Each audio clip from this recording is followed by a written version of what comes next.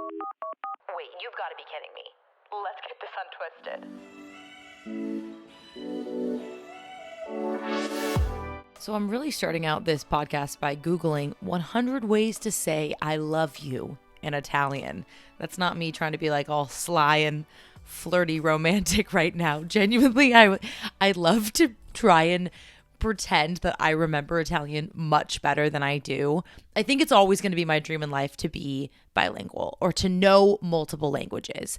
And I think it's one of those things where you have to stop talking about it and just put some action behind your words. And there was a brief period of my life where I'm not going to say fluent, but I was getting there. I was doing okay with Italian. And anytime I interact with any Italian subscribers, which first of all is the biggest blessing that I even have people that want to watch or listen from around the world. Hello, I love you so much.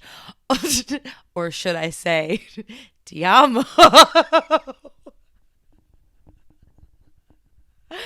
I was trying to respond to this sweet comment. And I'm like, you know what? I'm going to throw in something like that maybe will remind them that I once was better at Italian, or that I'm trying to work on it, that I'm trying to just better myself.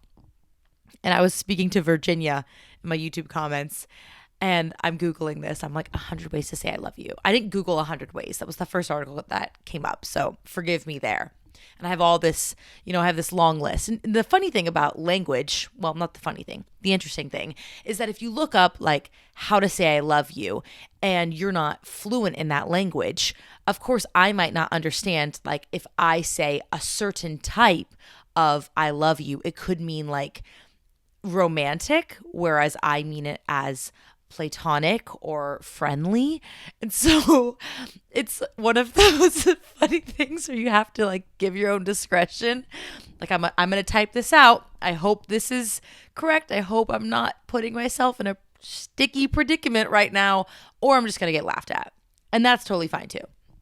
But I like to try. And I've been a Duolingo user for many a year. I think I remember. This is actually quite a funny story.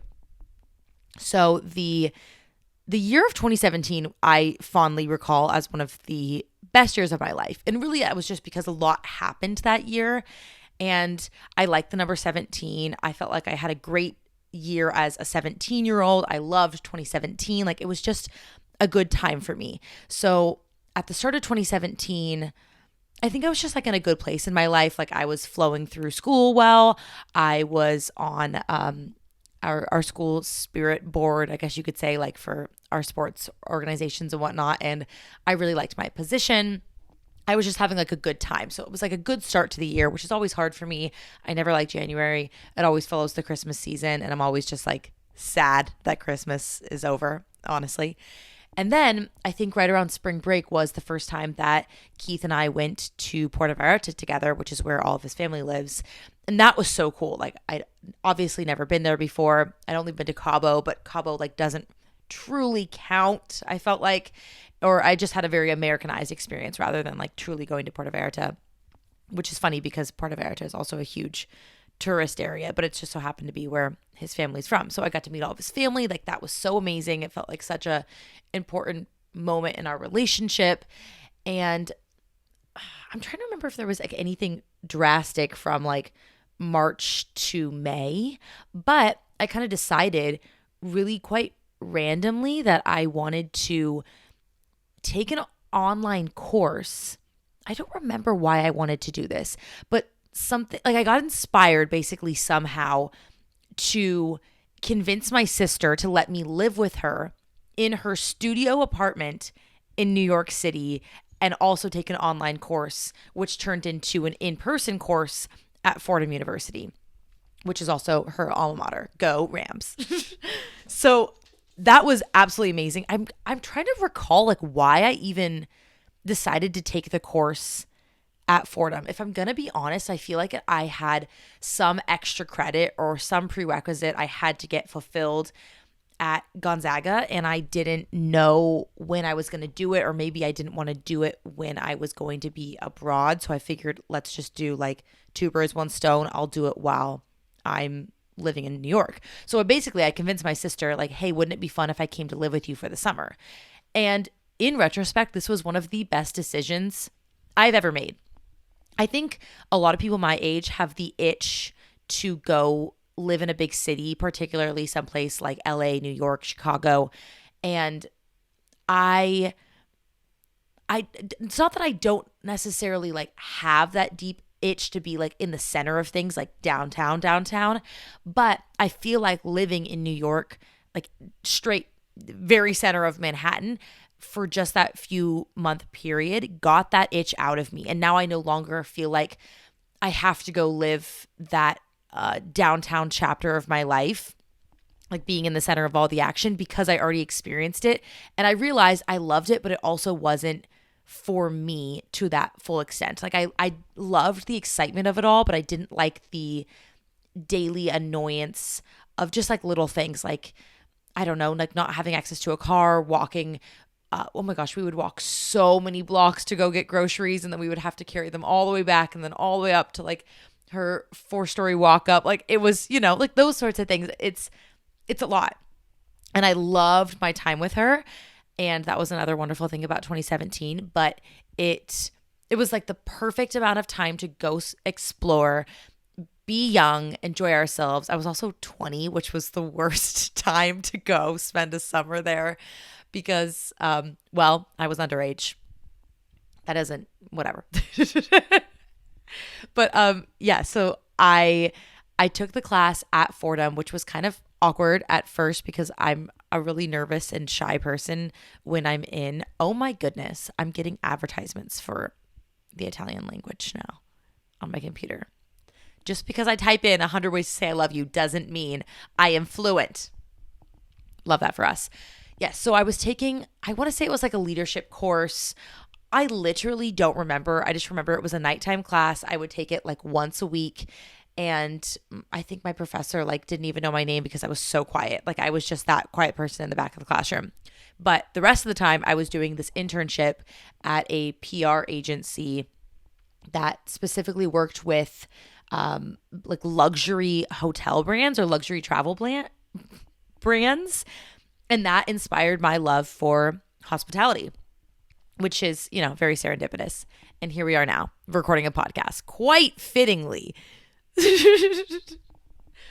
But yeah, so I had the best time. And this was all summer long. Like my sister and I just bonded so much. We literally shared the same bed. I would walk from her apartment to my job every single day. I just like lived, like the New York life. I would go out to restaurants by myself. That was the first time I ever went to dinner by myself. I think I've talked about that on a podcast before, where I literally like almost, or maybe did start crying in the middle of a By Chloe restaurant, which was doing all this research on By Chloe today because I was editing a portion of something that I thought had to do with By Chloe for my video. And I learned that they had to file for bankruptcy in 2020. And that was one of my favorite restaurants. It's like this all vegan restaurant started by this vegan chef. I think she won a few different shows on the Food Network, I'm pretty sure. And she had to rebrand her restaurants so that they wouldn't completely go off the market. But I believe it was rebranded as Beatnik, which is just sad because, it's like this female owned company co-founded by her, and it had her name in the title. And now, of course, as a result of the pandemic, this is what happened. But it was really sad. Going off on a strange tangent here. However, I'm talking about New York too much, but that was another highlight of my 2017. So we have like so much just like good serotonin in the air. And right at the time that I was almost finished with my internship, I was only going to be there from like, let's say early May to maybe early September. My sister decides to go to law school. Well, not decides, like she knew, but it just happened to be serendipitous at the same time. And something that I probably haven't shared enough about my family is that they are, and by they, I mean we are road trippers to our core. If there is an opportunity for us to go in the car, by all means, we will be doing that. That is the route we will be taking, probably because of the price and the cost, but also because of the adventure. And I will stand by this. I am a wholehearted lover of a good old-fashioned road trip. You've got the music, you've got the conversation, you've got the podcast, the endless hours of open road. It's a beautiful way to see the middle of America, the Midwest, the North, the South, everything. I love it. I'm obsessed. So my sister decides to go to George Washington University, which is located in Washington, D.C., not to be confused with the Washington State, which I currently reside in. And yes, that is something that does bother me because they call it Washington, which I guess makes sense, but it is just frustrating. So my parents are like, perfect. You're going to go across the country from perfect. And my decorations just fall to the floor. Thank you so much. I was recording a podcast, but it's no big deal. It's no big deal. Award-winning podcast, not interrupted. Oh my gosh, please. I'm so kidding. So my parents are like, let's hop in the car. We're going to drive from Southern California across the country to Washington, D.C. And I am with my other sister in New York, studio apartment, sharing one bed, mind you. And I'm so jealous. I'm like, you guys are going on this cross-country road trip without me? The queen of road trips, you're going to go take this huge adventure without me? Up until this point, I had only ever gone usually like back and forth to school because I had so much things that were in my dorm room. I just had to put them in the car. I couldn't possibly fathom putting them in like 2 suitcases. I had a good friend who was from Michigan that went to Gonzaga, which is in Washington. And she would always just show up with like 2 or 3 suitcases. I'm like, you have all of my respect because I could never. And where am I going to put like all my toilet paper and my Costco barrel of pretzels? That can't fit in a suitcase. So my parents are like, all right, well, like this is what we want to do. Like, I'm sorry that you feel left out, but like we got to go. So they take this fun little road trip. I think they go maybe the downward route. So they went through the South. They, Arizona, New Mexico, Texas. And then maybe they went up through Nashville. I'm pretty sure. And my parents are also like very adamant about trying to visit all 50 states. I want to say my dad is in the lead, but he never fully recalls like which ones he has been to, but we're nearly positive he's been to, I'm pretty sure everywhere but Alaska. And he might fight me on this one, but I'm pretty certain he's been to like 49. My mom's not far behind. She's at like 45 or 46. My other sister is maybe at like 42 or 43, but she loves to like, she's the most competitive of all of us. So she wants to try and beat everybody. I'm maybe around like almost 40 states. Like that's really cool. But I was jealous because I wanted to go on this cross-country road trip because I would get more states checked off of my list. And here they are, getting to enjoy all of the beauty that is on the road again. And I'm trying to ponder like how I can infiltrate this adventure. How can I make this all about Taylor marking off some states and enjoying herself in the car?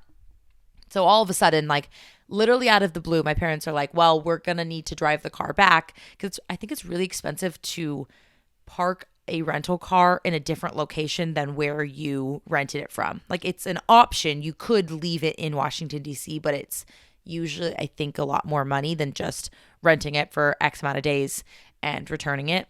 I'm not certain on that, but I think that's what I was told. So they were going to have to drive back. And I'm like, okay, screw this New York thing. Screw this internship.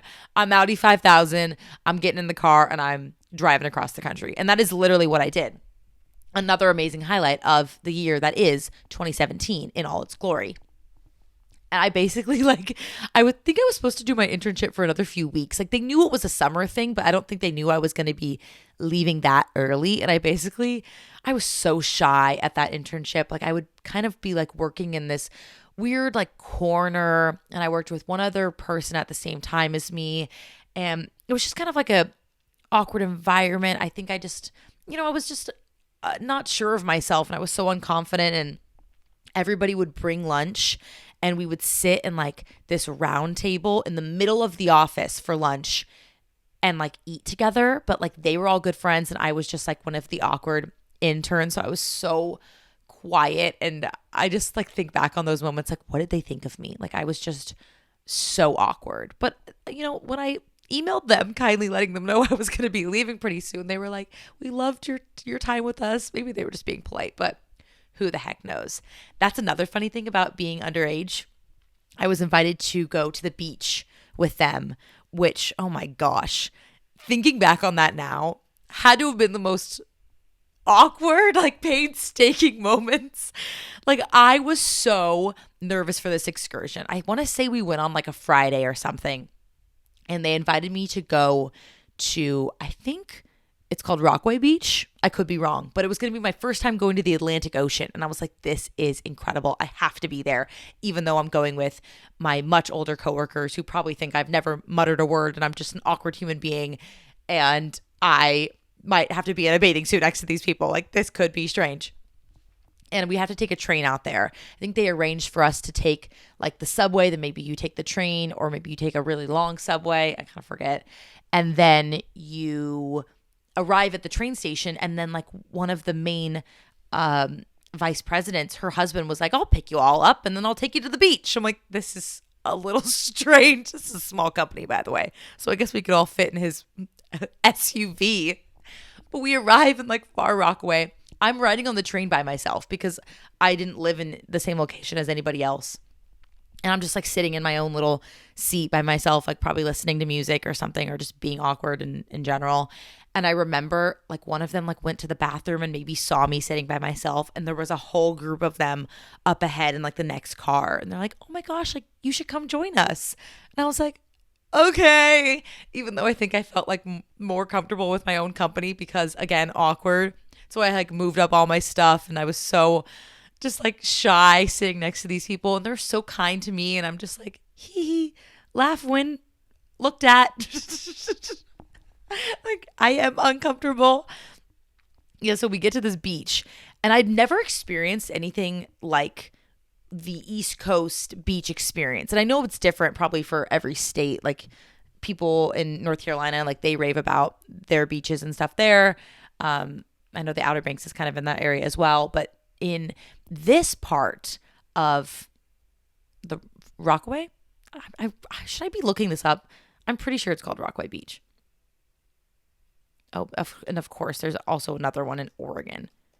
No, I keep wanting to say Far Rockaway because that's the name in How I Met Your Mother. But Rockaway Beach is a neighborhood on the Rockaway Peninsula in the borough of Queens. Perfect. So that sounds about accurate. So when you arrive, there's all these like, you have to describe them as like elevated trailers almost, like these little stalls. They kind of look like storage units, but there's rows and rows and rows of them, and they're on the sand, but they're really far away from the water. And apparently people like rent these out, and they have them like all year long, and you keep like your beach things there, like your beach towels, maybe you have a little barbecue, your sand buckets, I don't know. You have all this stuff in your rental, and it's like in these little trailers, like I'm trying to like, it sounds like something like a portable, like something I sat in my third grade classroom. Like we had portables on our elementary campus, and one of my bosses had this portable thing, and so that's where we spent most of our time. And I'm like, why aren't we by the water? Like my mom grew up with us like literally sitting next to the sand where she could tan and we could be running in the water and she could see us playing, you know, but here we are like all the way in these little stalls, and everybody starts drinking. And again, I'm 20 years old. And so two of the VPs like kind of pull me over to the side, and they're like, "Taylor, we have to talk to you about something." And I'm like, oh my God. Am I in trouble? Like the girl who doesn't say 4 words, like what did I do wrong? And they pull me to the side, and they're like, I'm sorry. We just have to establish with you that we know that you are underage, so you are not allowed to partake in any alcoholic beverages. Basically gave me like the little HR talk, made sure I was like comfortable and whatnot. And I was like, well, freaking duh. Like obviously I didn't say this, but in my mind I'm thinking like, you really think I was going to crack open a beer with my coworkers, fully understanding that I am the one person here who's underage? I know I'm quiet, but I ain't stupid. But I suppose that, you know, they just had to like cross their T's, dot their I's kind of thing. But I was like, I would just never. I'm such a goody two shoes too. So that was funny. Like that was so funny to me. And that was actually one of the sentences I think I told them all that day was that I was very excited to be there because I wanted to go in the Atlantic Ocean and it was going to be my first time. So they were all very supportive of me going into the water, even though it was freezing. Okay, Atlantic Oceaners, why is your water so cold? I know the Pacific Ocean can be chilly and sometimes you just deal with it, but we still go in the water. None of y'all were swimming. And it was July, maybe August. It was in the summer. So we should have been swimming. I feel like I was the only person, dipping my toes. But I don't know why I freaking got off to this rant. You know what's so funny is I started this episode tonight thinking I was going to be talking about something totally different. But actually what I'm getting at is very on brand for what I wanted to talk about, which was genuinely that I've loved this podcast so much, and I always want you to feel like this is a safe and fun space for you to just enjoy yourself and enjoy your day and feel like you're having a conversation with your best friend. That is my goal at the end of every single recording. And in all honesty, that means that we're going to have a lot less, structured episodes if that is the vibe that we're getting at. So in a way, I was very on brand, but at the same time, still haven't ended my tangent on 2017. So shall we continue? Because I haven't even explained the fact that I basically quit my internship at the drop of a hat to take the train down to DC from New York, meet up with the fam, say hi to everybody, and then hop in the car to drive across the country. Heck yes. I was also very adamant about making sure on the train ride down from New York that I got out on any platform that might have been in a different state that I had not visited yet, i.e. Delaware. Had not explored the beauty of Delaware as of then, but I got out on the platform. I walked around a little bit. I claimed my own little stake and I said, "Hello, Delaware. Taylor is here."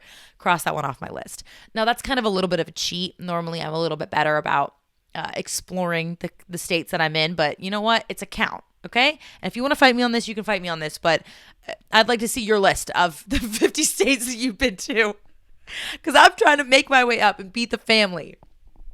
So we get to DC, we kind of settle in, and then we're off onto the road. And I remember being so mad too because the route that we were going to take back to California was going to be different from the route that they took coming. And I've barely been to any part of the South. I've been to Florida, mainly for cheer competitions.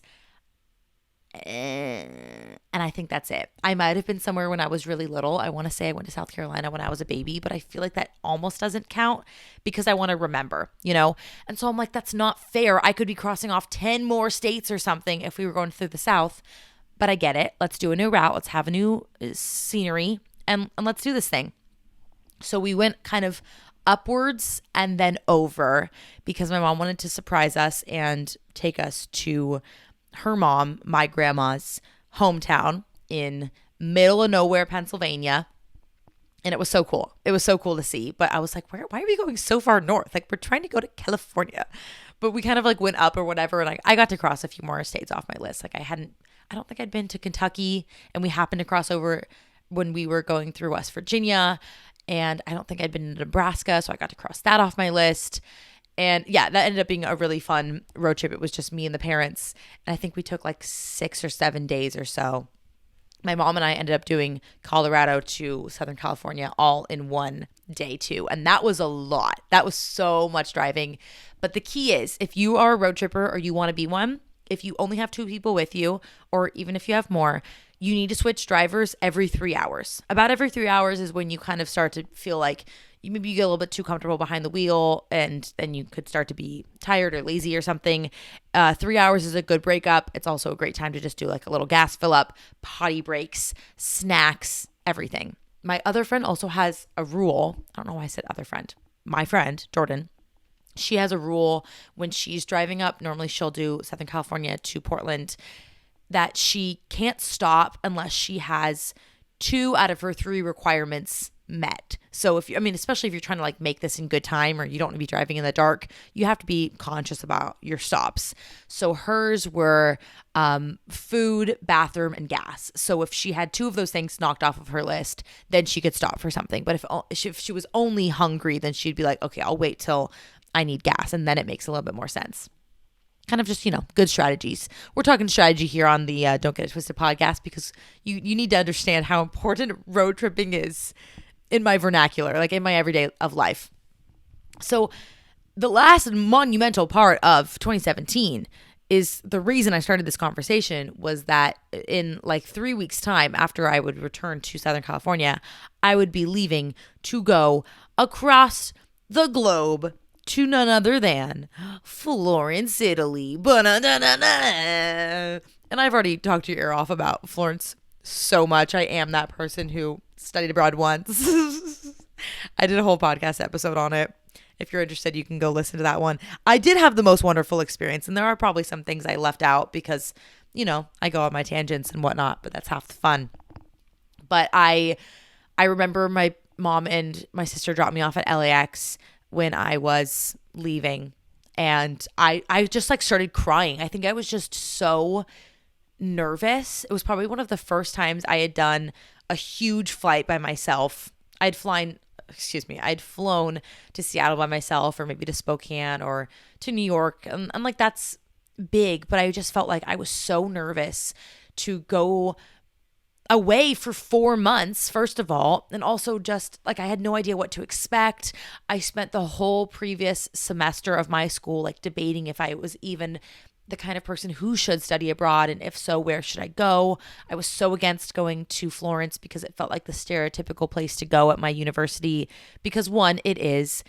We do have a university location in Florence, so like a lot of other neighboring schools or a lot of other Jesuit schools mainly will also go to our campus.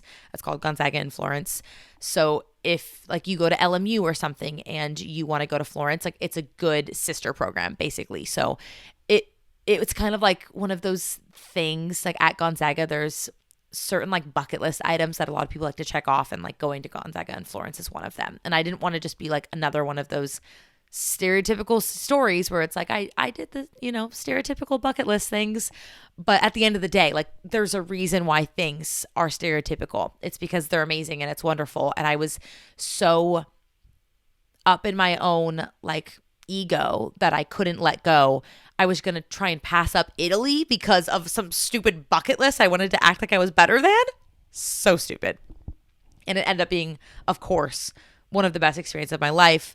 I feel like even the people that I bonded so well with there, I will always have such a unique bond with, like to the end of time. Even if we are the kind of friends that only chat on rare occasions or just send birthday texts and things like that, like they are my people forever and ever. And I will always love them and like do anything for them in a heartbeat. They're just the best. And like you just grow so closely with people that you spend day and night with every single day. Like one of my closest friends / roommates, we literally, I think, calculated at one time that we were together like 22 hours of every single day. And the fact that we were like never cutting each other's heads off is a freaking miracle. I'm sure she got annoyed with me, but I never got annoyed with her because she's a perfect human being. But it's a story for a different day.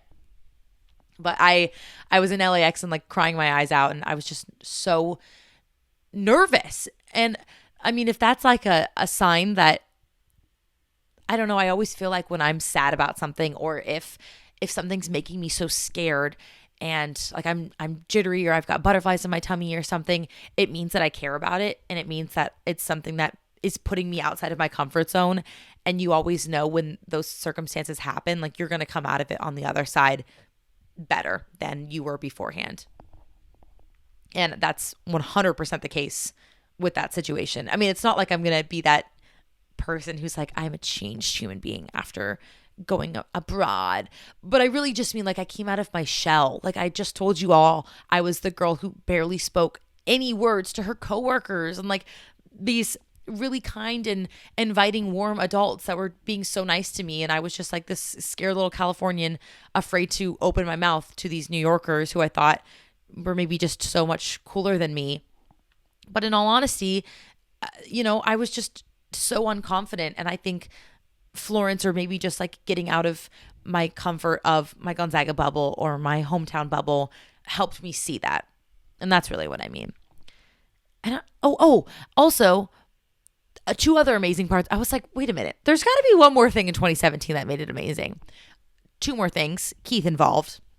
Keith came to visit me when I was living in New York, which was awesome. He had never been anywhere east of Idaho before then. So that was really cool. And we got to like take him all around. It was really humid, and I don't think he liked the humidity. So I think that tainted his experience. And it wasn't until we went back like the next year or so for Thanksgiving that he ended up liking it a little bit more, because it was cold and it didn't smell as much. But that was super fun. He came and stayed for like a week or two. And then, when I was in Italy, he actually came during his Thanksgiving break, and we went to Paris together. And if you know the Paris story, then you are an OG listener of this podcast. And if you don't know the Paris story, go listen to the episode with Keith on this podcast. I haven't listened to that episode in so long. Actually, I never re-listened to my episodes. So there's a lot of content out there that I'm sure is just mortifying, probably. I had this video idea to rewatch a lot of my old videos and basically critique them and recognize and also like call myself out on things I used to say and do, and see how far I've grown. Is really like the ultimate goal, but also to be like, hey, I was young and dumb and naive, and I've learned from that. And I've probably taken down like 50 videos from my channel because I just am ashamed of like certain rhetoric maybe I would have used, or misinformation I thought was just not accurate that I didn't want out on a public platform anymore. So that's kind of interesting. And I've always thought about like reviewing those privated videos, but the ones that are still on my channel, I want to do a like rewatch of them. And I had this idea, and I'm not kidding you. The next morning I go on YouTube while I'm making my coffee in the morning, and I see that my friend and past personal trainer, Justina Ericole, literally did like such a similar little concept. And I, first of all, just loved her video because she had such a similar approach of me. That's basically like, hey, I appreciate like, that I've come this far, but there are also things that I've learned so much from, or maybe just different approaches that I could have taken. And I think it shows your growth as a creator that you can have that kind of perspective and just recognize that like as a human, like you're allowed to make mistakes, but also it's important to reflect on them. And I was like, girl, how did we just have this like telepathy moment? So when that video comes out, I'll let you all know. But yeah, with this podcast, there's got to be a lot of episodes on here that are just cringeworthy. And if you hear one and you want to let me know that it should just be taken down, like maybe it's just embarrassing beyond belief, send me a DM. Like, let me know. Join the Geneva group chat. Just send me a DM there. So maybe I definitely see it. Also, of course, that's always still open if that's something that you're interested in. The link to the Geneva group chat is in my like link tree basically on my Instagram. If you click it, you go all the way to the bottom. It says link to the secret Geneva group chat. Just a fun little place to hang out, get some resources and tips from friends, and just support one another. And I love that. And I love you all. So like I said, this episode completely took a big fat turn. I sat down basically like ready to pour my heart out and ready to kind of explain why I feel like I just don't know why I've been feeling this way, but I've been feeling so aloof from you all. And I don't want to feel that way at all, but it's 1000% my fault. It's just kind of this place that I put myself in sometimes where I'm feeling overwhelmed with something else. And so I have to take a step back from social media. And the silly thing about that is that when you do that, that would be fine in any other circumstance. But when it is also tied to you all and, my work, then it feels like I'm gone, and I don't want it to be that way. But like, I feel like even when I was getting stressed about my half marathon, I would just like log off, and then I would be like, hi, I haven't posted in 7 years. It's me again, which is so dramatic. It's so silly. But I'm starting to do that again right now as I'm like, few weeks, I'm going to say like 3-ish weeks away from my CPT test.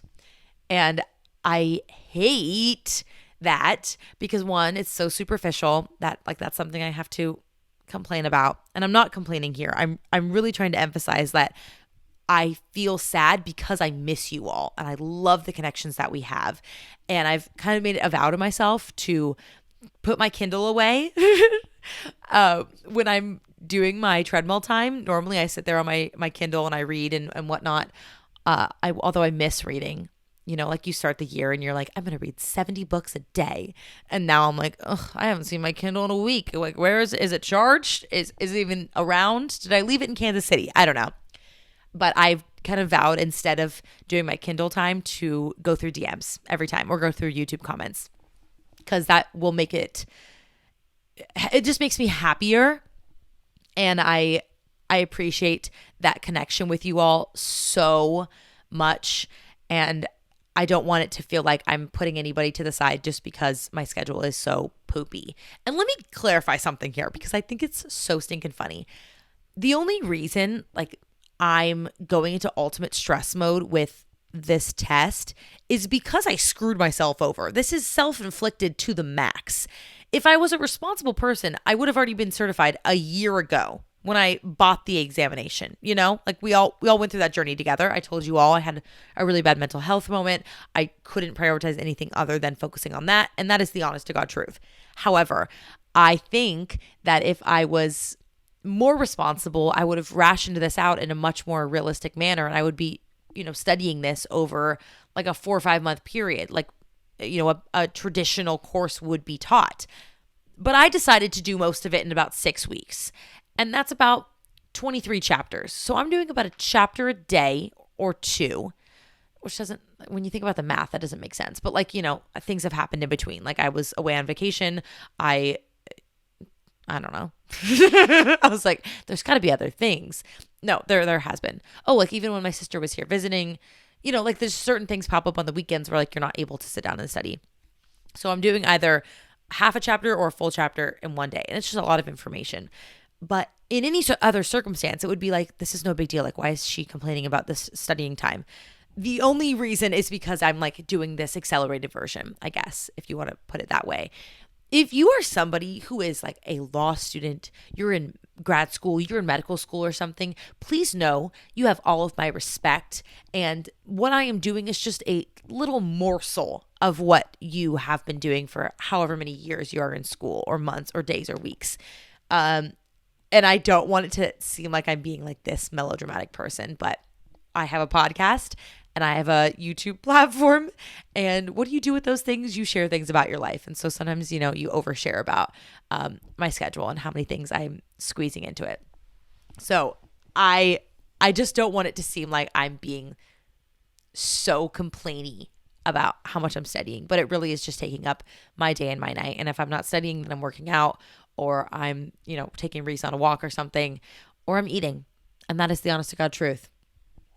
But I just cannot wait to be in this space again where once I'm certified, we're going to put it into the positive accepted terms as if I'm passing the test. When I pass my test, I can't wait to just be like more of a creative again. And I feel like that's kind of a cheesy term, but really like one of the best things about having YouTube as a means of expressing myself is that like it allows me to just like have these moments of being creative and expressing it with you all and connecting with you all. And when I was getting kind of sad, like right before I was starting this podcast, because I was ready to just come on here and be like, hey, y'all, feel bad for me because I'm busy studying and I've been aloof from Instagram. Bleh. I was thinking back, like, first of all, shut up, Taylor, you're annoying. But also, I was thinking back to why I started this podcast in the first place. And the reason I had wanted to for so long was because podcast for me became my form of like medication, I guess you could say, or it's like my little mini form of therapy. When I felt like I was just in my lowest of lows, or I moved to this big new city and I was so scared and overwhelmed. I felt like I didn't have many friends, or I wasn't my best self. I turned to podcasts so that whenever I was alone and I was sad, I would have like these people around me that would act as like my pseudo friends, or it would just be pseudo company, as if I was in a room full of people when really it was just me listening to two people banter back and forth, or however many. So I just felt this immense connection to podcasts as a medium, and I wanted to create that with you all. And it's funny that I do this by myself, because that would have never, ever, ever been a dream of mine, because I think there is such a beautiful fluidity between two co-hosts. And when they just have that like perfect rhythm and dance with one another, it is so addicting to listen to. But I don't know. I feel like I started my YouTube channel by myself. I've always been kind of intimidated by collaborations. It's not something I'm scared of or anything, but I guess when the time comes, the time could come.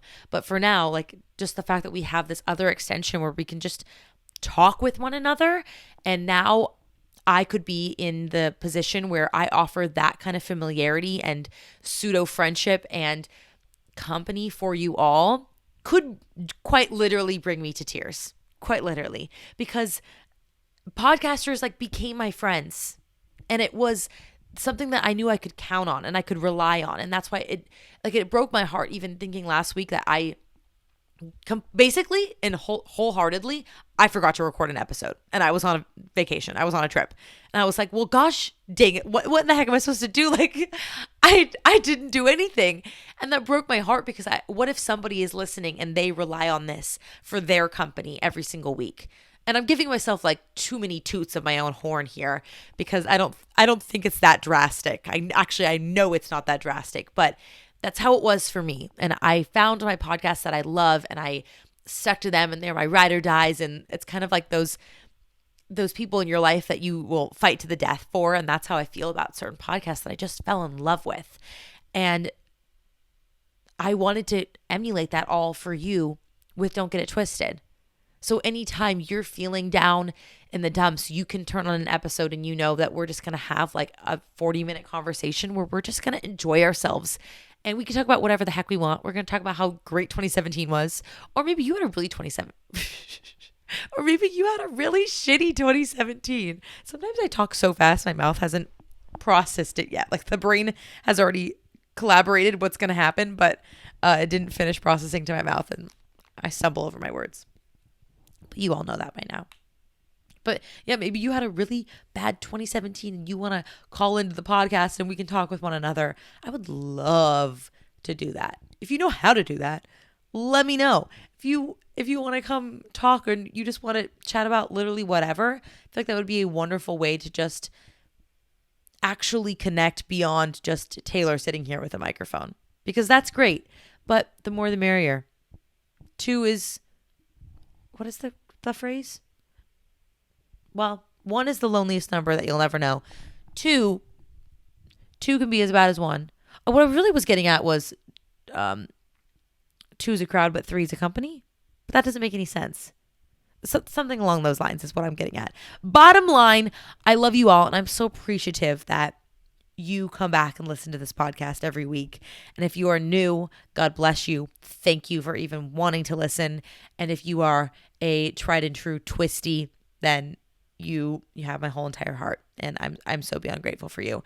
My wellness tip of the week for you right now is to stop whatever the heck you're doing. If you've zoned out, hi, wake up. Somebody did that to me on a podcast once, and I thought it was genius, and I've always wanted to do it. So, hello, zone back in for a quick sec. We're going to do a quick little exercise where I want you to stop doing what you are doing and think about the one thing, not the one of many things that you love about yourself.